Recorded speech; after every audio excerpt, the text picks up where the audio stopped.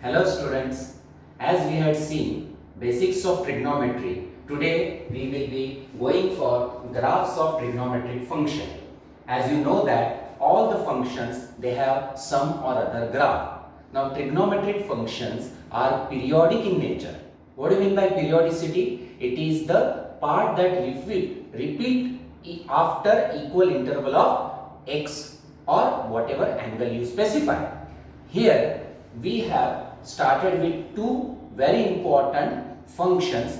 One is sin x, the other one is cos x at this moment. Have a look at the board. See the first one, y equal to sin x. Here we have prepared a table.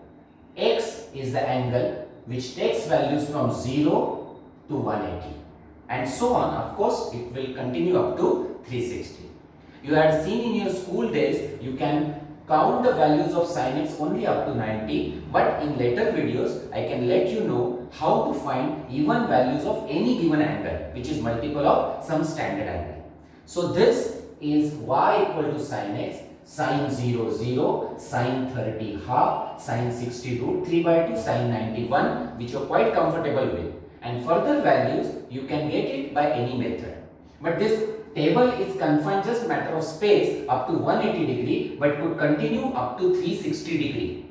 You see the graph now, x axis would be the angle in degree, would have been in radian. In next part it is in radian, and y axis the values of sin x.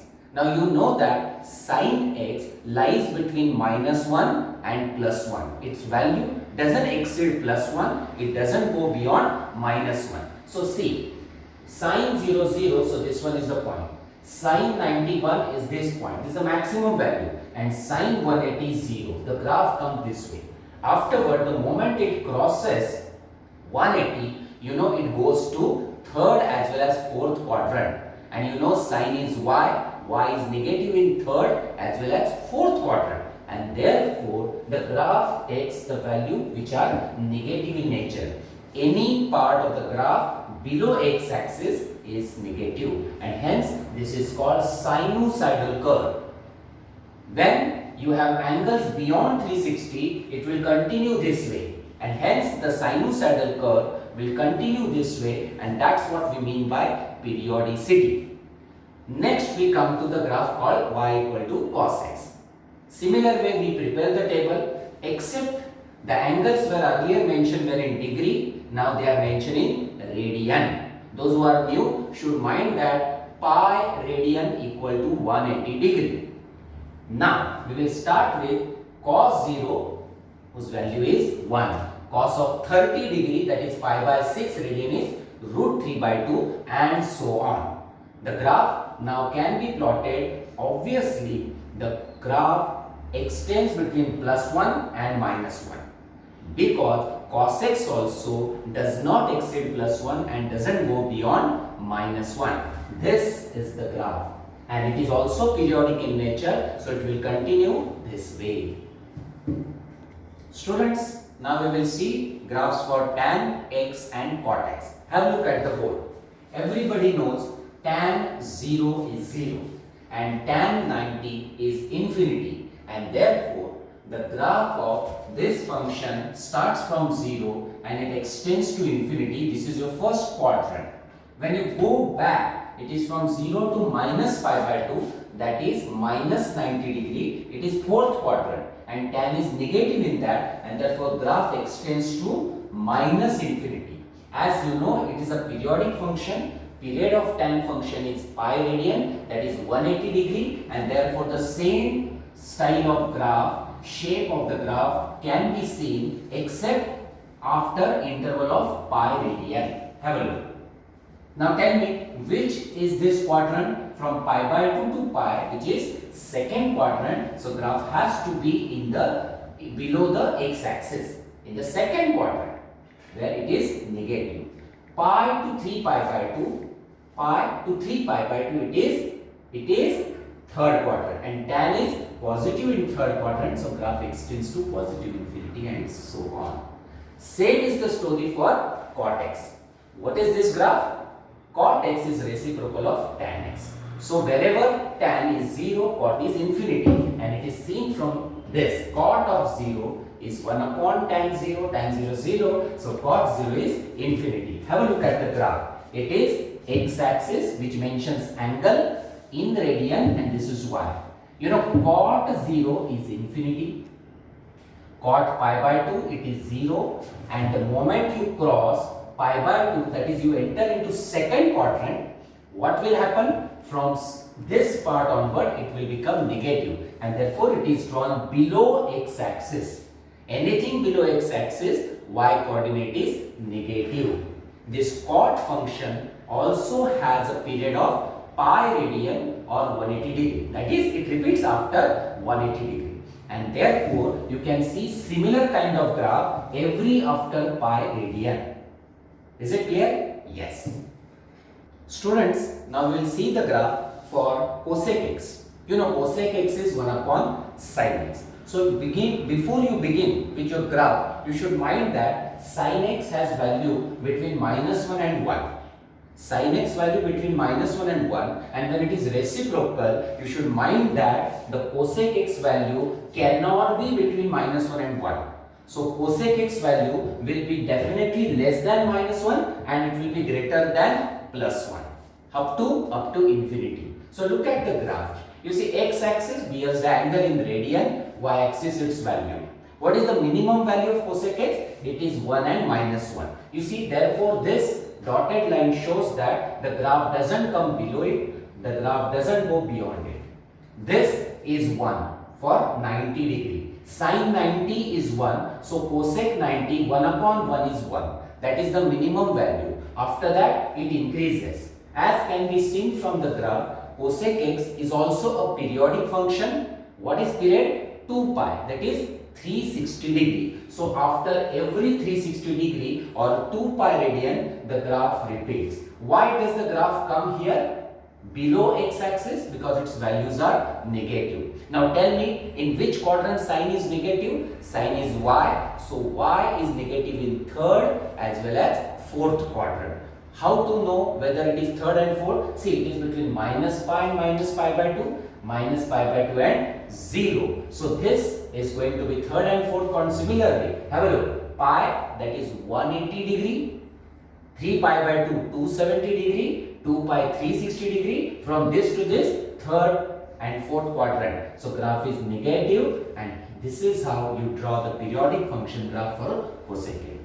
Similarly, students, have a look at the graph for y equal to sec x. Sec x is 1 upon cos x. As you know that cos x also lies between -1 and 1.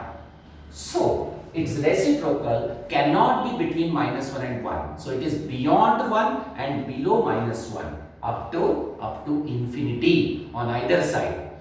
Look at the graph. This one is a y-axis. This is 0 origin. So cos 0 is 1. Cos 0 is 1, so sec 0 is also 1. That is the minimum most value. After that, it increases on either side. This is your first quadrant, this one is your fourth quadrant. And you know, cos is x. X is positive in which two quadrants? First as well as fourth. And therefore, the graph extends to infinity. These two values are above x-axis where y is positive. When you change the quadrant, you know, the graph has to be negative, that is below x-axis.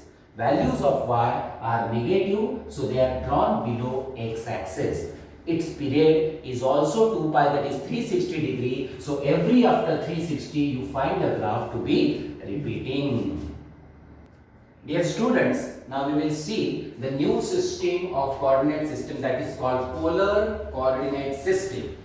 Now we know and we are quite used to with Cartesian coordinate system, x coordinate as well as y coordinate. Now this new system, you have origin as a pole. Here O is a pole, and you know P point whose coordinates are x and y can be converted to new system called r comma theta. And what is that r? You see, a line segment joining origin to point P has length r. You see, OP is r, and that OP makes angle theta with the positive direction of x-axis, which is called polar axis. If the theta is formed by anti-clockwise rotation, it is treated as positive, and if it is clockwise rotation, treated as negative. You draw PM perpendicular to x-axis. This is a right angle triangle. You know, from basics of coordinate geometry, OM is going to be x and PM is going to be y.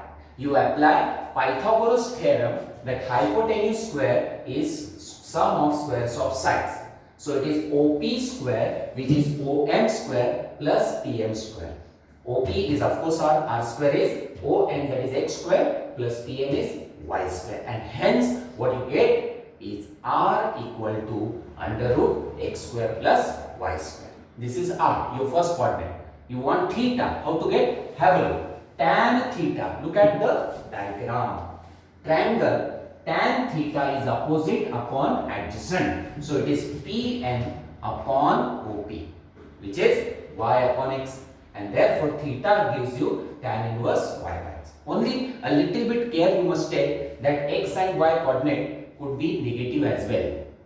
So when both are positive, this answer is positive, but when both are negative, answer is still positive. So you should apply little mind before you conclude for the angle. You should apply mind whether the P lies in first, second, third or fourth quadrant. Don't forget that. Now the last part of this, when you look at the triangle, you know cos theta, which is x upon r, and hence you get x equal to r cos theta, and y upon r, that is, you see, y is the opposite side, divide by hypotenuse, opposite upon hypotenuse, you get sin theta, and hence y equal to r sin theta. So the final word is, when you know polar coordinates, you can convert to Cartesian by using these two formula, x equal to r cos theta and y equal to r sin theta. If you know Cartesian, you can convert to polar by this. R is under root x square plus y square, and theta is tan inverse of y by x. Students, that was the basic part of trigonometry. Earlier we had seen in part 1 few of the basics, ultra basics of trigonometry. The second part could able to explain you how the graphs are drawn for sine, cosine and so on, and lastly it was conversion between Cartesian to polar and polar to Cartesian. Still basics of trigonometry are remaining. You please subscribe my channel to get notification for third part of this trigonometric basic. Thank you.